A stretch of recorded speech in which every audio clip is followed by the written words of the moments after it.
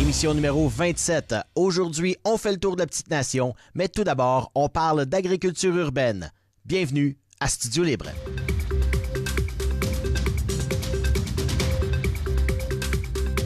Ma prochaine invitée a un parcours vraiment intéressant. Elle a commencé comme entrepreneur et ensuite s'est intéressée à la chose politique, tout d'abord municipale à Montréal et maintenant pour le Québec. Elle est aujourd'hui ministre responsable de la solidarité sociale et de l'action communautaire. Chantal Rouleau est avec nous. Bonjour. Bonjour. Et je me demandais, avant de parler de la bonne nouvelle que vous amenez aujourd'hui, d'être du côté des entrepreneurs. Vous avez vu cette médaille-là. Et l'envers, parce que souvent, les entrepreneurs vont avoir des relations avec le gouvernement pour subventions et compagnie et projets multiples, et d'être au gouvernement. Quelle est la majeure différence entre les deux, vu que vous avez vu les deux bords de la médaille? Bien, comme entrepreneur, ce que j'aimais, c'était de pouvoir créer des choses, de pouvoir réaliser un projet et de l'amener à terme. Mais au gouvernement, c'est pareil. Mon objectif à moi, c'est de pouvoir réaliser. Quand je suis allée au gouvernement du Québec, après être passée par le municipal, où j'ai été mairesse d'arrondissement et au comité exécutif de la Ville de Montréal, je voulais aller chercher des outils supplémentaires, particulièrement pour l'Est de Montréal à ce moment-là. Mais en étant au gouvernement, bien évidemment, je travaille pour l'ensemble du Québec et ce qui me plaît beaucoup.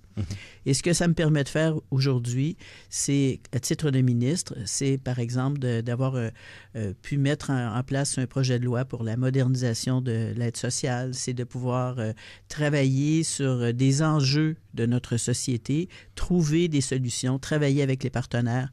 Et quand on est en affaires, il faut travailler avec les partenaires aussi. On n'est pas seul dans sa boîte. Il faut travailler en synergie. Et je travaille en synergie. Alors, c'est ces deux aspects qui me plaisent énormément. Vous avez hérité d'un dossier qui n'est pas tellement facile. On s'entend avec la pandémie. Bon, au niveau de la solidarité sociale, de l'action communautaire, il y a quand même des défis et des enjeux très importants. On le voit, notamment juste à penser les banques alimentaires qui crient famine. Comment est-ce qu'on peut faire pour améliorer le sort des gens avec, des restrictions budgétaires? On l'a vu dans le dernier budget. Comment est-ce qu'on peut essayer d'améliorer les choses tout en étant tiré d'un bord? Est-ce que c'est pas un tiraillement, d'ailleurs? Évidemment que la situation, elle est difficile depuis la pandémie. Il s'est passé quelque chose, évidemment, là, qu'on n'avait pas prévu, cette pandémie-là. Le coût de la vie qui a augmenté drastiquement, les taux d'intérêt, etc. On va faire l'épicerie, c'est 30% plus cher. Bon, les loyers, évidemment. Alors, c'est sûr que devant cette situation, on se dit, il faut trouver des solutions. Vous avez parlé de restrictions budgétaires. En fait, c'est pas des restrictions budgétaires, c'est du respect du budget. C'est ça qui est demandé. Alors, ça peut passer pour des restrictions. Ce ne sont pas des restrictions, c'est le respect du budget. Pour ma part, ce sur quoi je me devais de travailler, c'est le nouveau plan de lutte à la pauvreté, à l'exclusion sociale. Et il fallait pouvoir répondre aux enjeux qu'on a.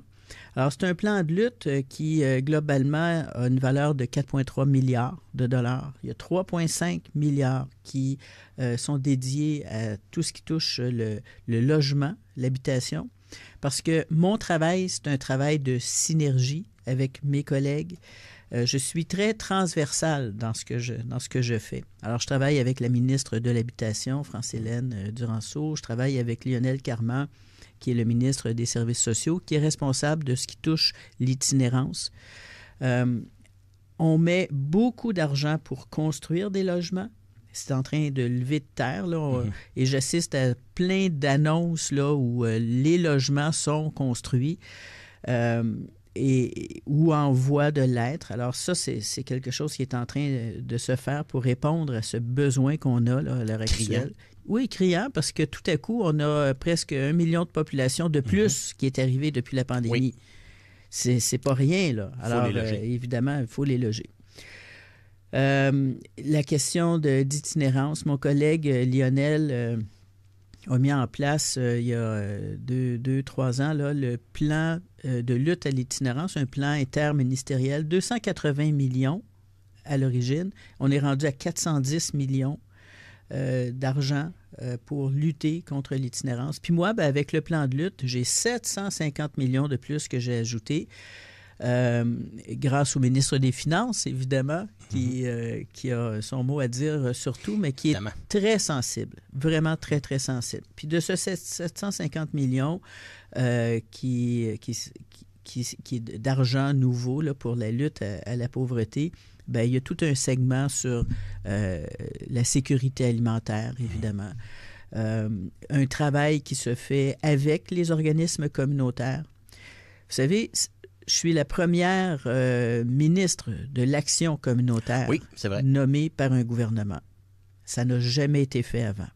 Alors, c'est dire à quel point on considère, on a beaucoup de respect pour le milieu communautaire qui fait partie de notre filet social, c'est sûr. Et je travaille beaucoup avec les organismes. On a mis en place, par exemple, le plan d'action gouvernementale en action communautaire. C'est un plan qui était attendu depuis 15 ans. Et ça nous amène au sujet d'aujourd'hui parce que vous, justement, vous unissez avec OLAB qui OLAB. Et donc, ce serait plutôt Lab-O parce que c'est le laboratoire d'agriculture urbaine, mais pour la syntaxe, on l'a mis comme ça. Et donc, vous avez annoncé 1,4 million de dollars sur 5 ans. Oui. Et ça va servir à quoi, ce 1,4 million de dollars? Bien, OLAB, c'est une organisation. En fait, ce sont des chercheurs universitaires qui se sont mis ensemble, qui ont développé toute une expertise en agriculture urbaine depuis plusieurs années. 2009, je pense qu'ils ont commencé. Ça fait un bout de temps, là. Ou peut-être 2019, là, mais bon, peu importe.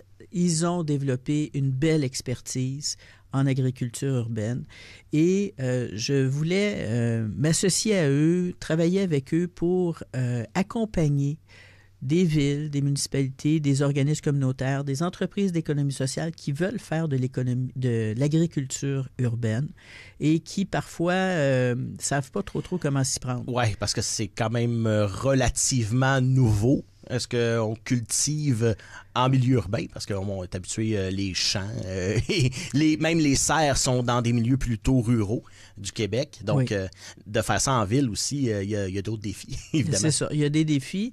Puis, il y a des trucs, il y a des façons de faire. Mais vous savez qu'au Lab, qui a plusieurs surfaces d'agriculture, je les ai vus à Montréal, là, puis ils sont un petit peu partout à travers le Québec aussi. Mais à Montréal, j'ai vu un toit qui sert à l'agriculture urbaine et j'ai vu du safran. Ils font pousser du safran. Quand même pas facile à faire pousser déjà à la base. Ben, et puis le safran, ça pousse en hiver. Mm-hmm. Alors, ils ont... et ça, j'ai tellement été étonné là, de voir. C'est beau, c'est comme en termes de culture, là, c'est très beau. Mais aussi, ce que l'agriculture urbaine permet et ce qu'eux ont pu développer à travers le temps avec d'autres partenaires, c'est une cohésion sociale. Parce qu'il y a la question alimentaire de produire des fruits et des légumes en ville, pour alimenter des cuisines collectives, des organismes, les moissons, les moissons qui en ont vraiment besoin. Un peu partout à travers le Québec qui s'approvisionnent en fruits et légumes frais, mais aussi c'est une façon d'intégrer des personnes qui sont désaffiliées. On dit ça, là, c'est le terme là, pour des gens qui sont éloignés de la société, et on veut briser l'isolement. Alors, ramener ces gens-là, participer à des activités d'agriculture, se mettre les mains dans la terre, là, c'est quelque chose d'assez exceptionnel. Ça nous fait du bien au corps, à l'âme, au cœur. Ça nous fait bouger aussi. Et ça permet d'établir des liens, de faire du réseautage. Ça permet de faire de la francisation. Parce que, ben oui, aussi. Et parce que quand on parle de safran, ça vient toucher le cœur de plusieurs immigrants pour qui le safran fait partie de leur culture. Puis là, ils retrouvent ça ici. Wow! C'est quelque chose d'extraordinaire. Alors, OLAB va accompagner donc des organismes, des villes. Il y a plusieurs projets là, qui vont naître de ça. Et puis, globalement, dans le plan de lutte, notre objectif dans la priorité sécurité alimentaire, c'est d'augmenter de 30 % les projets de sécurité alimentaire. Alors, OLAB fait partie de ça. C'est un maillon là, de cette chaîne pour trouver des solutions, oui, innovantes, structurantes aussi, et dans le bon sens du terme de structurant, là. Oui. C'est pas pour dire utiliser un mot à la mode, là, mais vraiment quelque chose de solide. Travailler avec les communautés, travailler avec le milieu communautaire, travailler avec les municipalités pour s'assurer que personne ne manque de nourriture au Québec. Puis ce type d'activité-là aussi permet de réduire le gaspillage. Effectivement. Oui, c'est un gros enjeu, le gaspillage alimentaire. D'ailleurs, bon, à une certaine époque, je ne sais pas si c'est encore vrai aujourd'hui, mais on parlait de pratiquement 50 % qui allaient directement aux déchets. Mais même à la base, là, à partir même du cultivateur, je me souviens, bon, exemple donné, des carottes qui étaient laissées dans le champ parce que, elles n'étaient pas dans le standard. Mais aujourd'hui, on les retrouve. Et d'ailleurs, j'en achète parce que c'est moins cher. Oui. Et on a une partie de ça aussi en responsabilité de voir à ce que tout fonctionne. Mais un peu, on est dans une église. Je disais tout le temps, et j'avais un peu la pensée à l'esprit, c'est que donne un poisson à quelqu'un, il va manger pendant une journée, et montre-lui à pêcher, il va le manger toute sa vie. Ouais. Et c'est un peu ça, j'imagine, que vous faites avec OLAB. C'est de chapeauter, oui, donc, on parle d'organismes, on parle de villes, mais pour le bienfait des gens en dessous. Oui. Parce qu'on n'apprend pas à pêcher comme ça, il faut que quelqu'un nous le montre. Oui, oui. Puis c'est là que les moissons, comme Moisson Outaouais, là, qui obtient du financement des alliances. Les alliances, ce sont des regroupements territoriaux, des MRC, des municipalités qui sont des mandataires. On les finance pour que, à partir des priorités du territoire qui émergent, là, à partir de consultations, de concertation avec le milieu, qu'on puisse, via les alliances, financer des organismes qui ont des beaux projets innovants, mais qui peuvent durer dans le temps aussi. Oui. Et Moisson Outaouais fait partie de ça. Il y a du financement là, qui permet de produire, soit de produire des plats ou de mieux acheminer la nourriture vers les gens qui en ont besoin. Puis, quand on parle d'agriculture urbaine, il y a une participation sociale, il y a une responsabilité sociale aussi, comme ce que vous venez de dire, là. Sur notre rôle dans la société. Là, c'est pas la carotte parfaite et la carotte imparfaite ont finalement le même goût. Là. C'est pareil. Effectivement. Bon. Et comment cuisiner. Oui. J'aime beaucoup, par exemple, les cuisines collectives qui permettent à des gens de se rassembler, de cuisiner ensemble, d'apprendre. De socialiser en même temps. Socialiser, on brise l'isolement. C'est ça, on brise l'isolement. Quand on voit, la misère qu'il peut avoir, on voit les banques alimentaires qui sont remplies autant ici à Gatineau, on en a une pas tellement loin, et la directrice me disait, et je lui demandais si elle était convaincue qu'on pouvait revenir à un certain équilibre, et carrément, elle a pris la conscience il y a quelques années de ça, que malheureusement, la situation était trop grande. On investit beaucoup en alimentation, dans les banques alimentaires et compagnie, mais on a l'impression que c'est jamais assez. Est-ce qu'on a perdu la bataille contre la sous-alimentation? C'est pour ça que moi, ce que je veux, là, c'est un plan de match en sécurité alimentaire. Et certains parlent d'insécurité. Moi, je parle de sécurité alimentaire. C'est plus positif et ça nous amène vers des gestes plus concrets que d'être devant un fait accompli. C'est sûr qu'il y a une situation... la situation a changé. Jamais le gouvernement n'a eu à investir de l'argent auprès des banques alimentaires. Avant 2022. On a commencé en 2022. Depuis 2022, on répond à 100% des besoins qui nous sont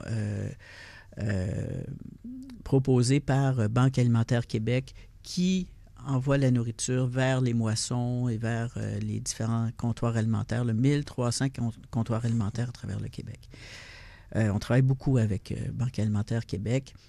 Le besoin est devenu criant, c'est vrai, des gens qui vont vers les banques alimentaires parce que c'est trop cher à l'épicerie. On voit des épiceries solidaires, il y a un nouveau type d'épicerie et d'offres qui est en train de se générer. Et je pense que c'est par ça là, qu'on va pouvoir répondre aux besoins. Parce que c'est pas normal au Québec que des enfants ou des personnes plus âgées, des aînés, manquent de nourriture. C'est pas normal, là. On en produit beaucoup. Puis tantôt, là, vous disiez qu'il y avait beaucoup de gaspillage qui se faisait avant, mais il s'en fait encore. Oui. Il y a beaucoup de nourriture qui reste en plan, soit dans les champs ou soit dans certains entrepôts, là, encore aujourd'hui. Alors, il faut revoir une façon de faire. Et puis, je pense qu'il faut aussi développer de nouveaux canaux d'approvisionnement. C'est là que l'agriculture urbaine est intéressante parce que c'est des milliers de tonnes, des millions même de tonnes à travers le Québec qui peuvent être produites pour alimenter des réseaux comme les moissons, comme les cuisines collectives et autres organisations. Puis l'importance de OLAB, c'est d'aider ces organisations à bien gérer leur agriculture, justement pour ne pas rien perdre, et faire en sorte que les jardins communautaires, les jardins collectifs, les épiceries solidaires, etc., soient bien alimentés, et que la production là, soit digne de ce nom. Là. Merci beaucoup d'avoir été avec nous. Ministre responsable de la solidarité sociale et de l'action communautaire, Chantal Rouleau. Et puis, bonne tournée en Outaouais. Bienvenue. Je vous remercie.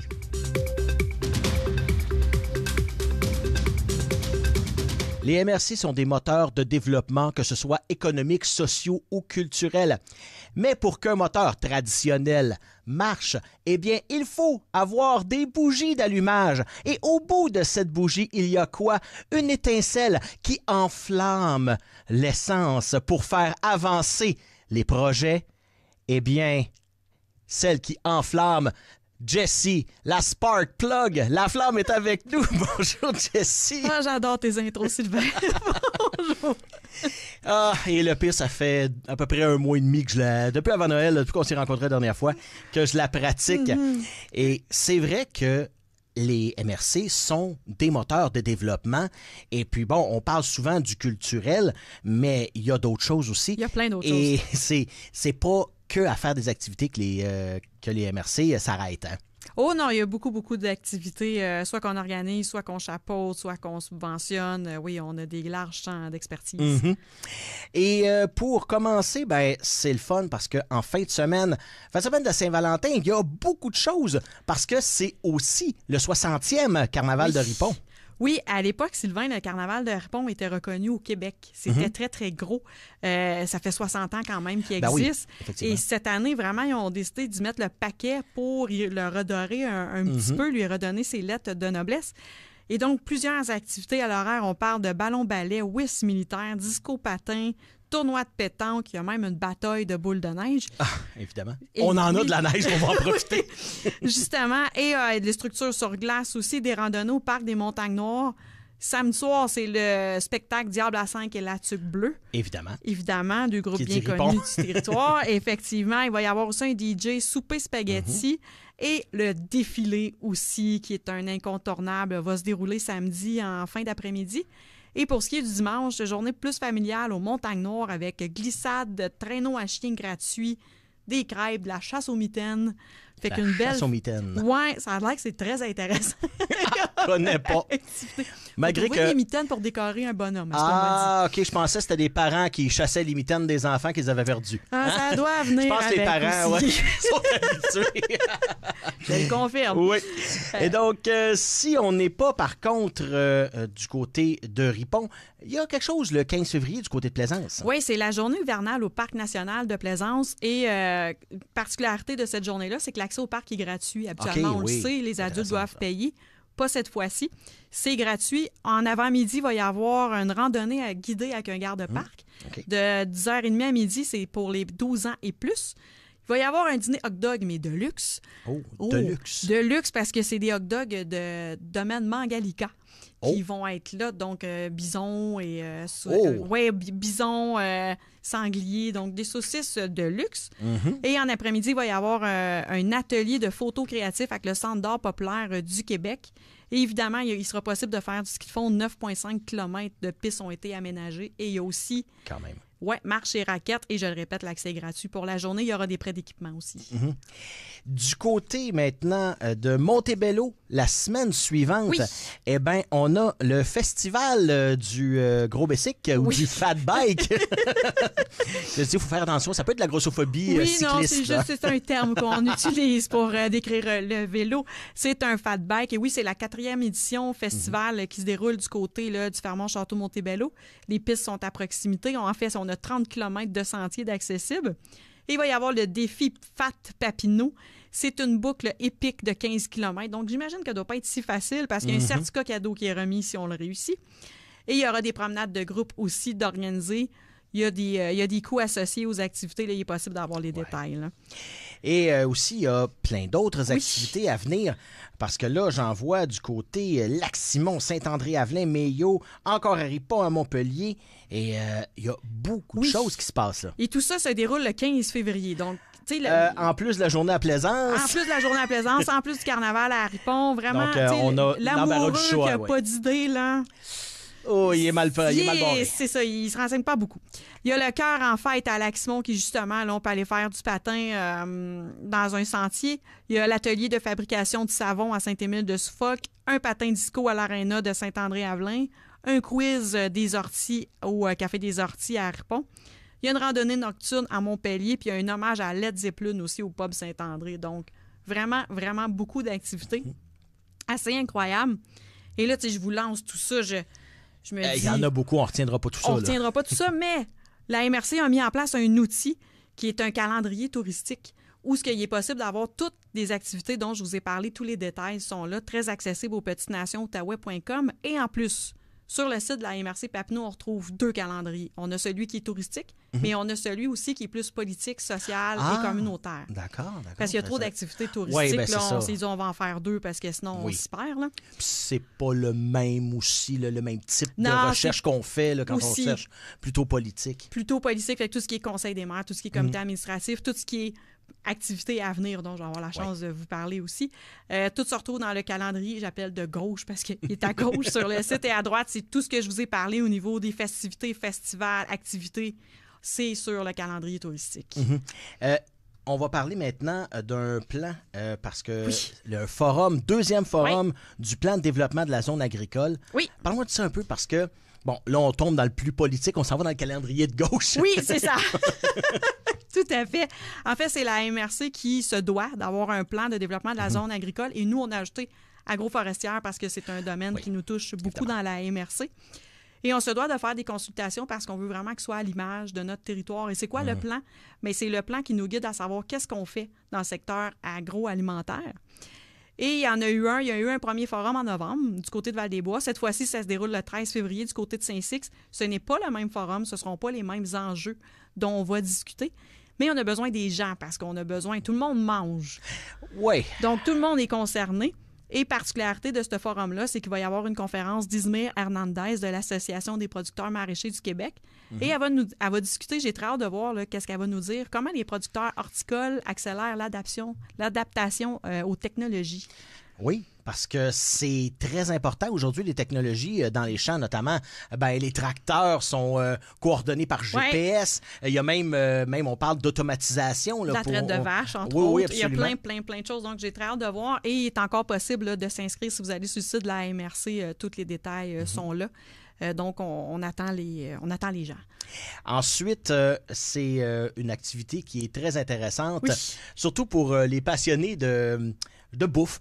Encore une fois, on reste dans l'agro, on s'en sort pas. C'est vraiment une période occupée pour eux, malgré on pense qu'ils ne sont pas occupés, mais je vous confirme, ils le sont en février. C'est la mijoteuse. La mijoteuse, c'est la 2e année que ça se fait. C'est un événement qui est en lien avec l'AgroLab Petite Nation. C'est quoi l'AgroLab Petite Nation? C'est un laboratoire vivant pour mettre en place un système agroalimentaire durable. C'est un projet piloté par la MRC. Il y a eu des fonds pour ça. Et les élus ont décidé de mettre 1 million de dollars dans une enveloppe budgétaire pour développer des projets en lien avec l'agroalimentaire, dont la petite monnaie, qui en est ressortie, qui est une monnaie locale. Oui. Et là, la mijoteuse, c'est le temps de rencontrer les porteurs de projets qu'on appelle. Il y a eu 4 projets qui sont subventionnés, dont la petite monnaie. Vous allez pouvoir en entendre parler. Et cette année, où c'est rendu, qu'est-ce qui s'en vient, tout ça. Et le but de la mijoteuse aussi, c'est que ça devienne une marmite perpétuelle. On veut que ça poursuit, que ça bouillonne. Et donc, pour ça, le 21 février, on va avoir des gens qui vont venir nous inspirer de ce qui se fait ailleurs. Et en après-midi, ma collègue est une forte animatrice de foule, d'intelligence collective, va nous faire participer pour mettre toutes nos idées ensemble pour essayer que ça devienne justement une marmite perpétuelle. Super intéressant comme journée, là, pour honnêtement. Là. 21 février, c'est à prendre en note. Oui, c'est à Ripon. Et bon, j'en profite pour vous rappeler que toutes les informations sont sur le calendrier de gauche cette fois-ci. Et sans oublier le calendrier de droite. Non, aussi, effectivement. Si on veut revenir. Merci beaucoup, Jessie Laflamme. Toujours un... Écoute, tu me forces à me dépasser au niveau de la poésie pour mes présentations. Mais là, ça commence à avoir besoin d'avoir plus de temps pour tirer un peu plus par le bout de cheveux qui me reste pour trouver des idées. Merci beaucoup encore une fois. Merci Sylvain.